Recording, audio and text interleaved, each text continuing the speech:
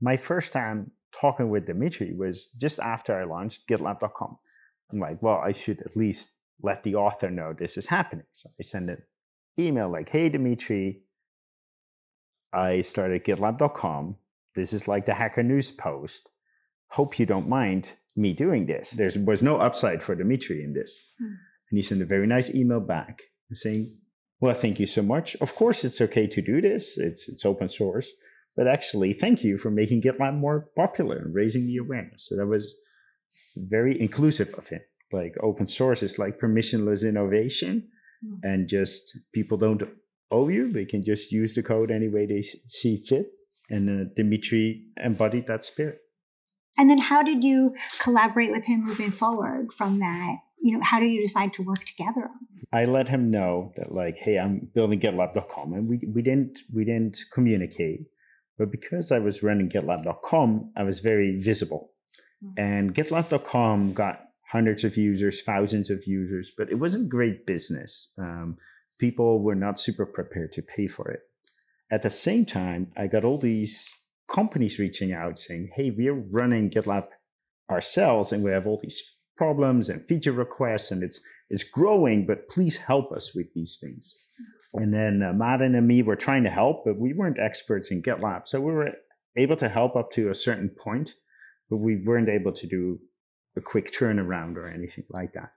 And then Dimitri tweeted out to the whole world, I want to work on GitLab full time, which is kind of weird. Like, who does that? Like, just your dream, just put it out there in a tweet. It's almost like he manifested it.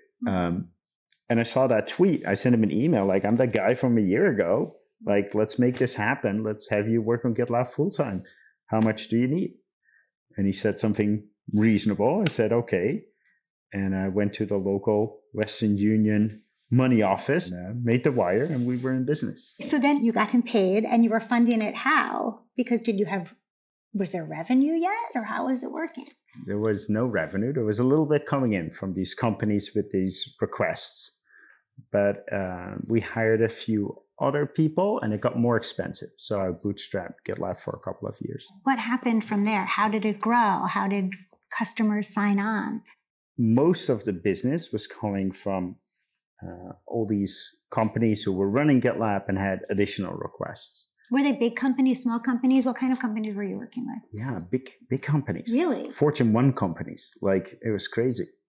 Wow. Okay. Because these big companies, they want to be independent. They don't want to be beholden to anybody else.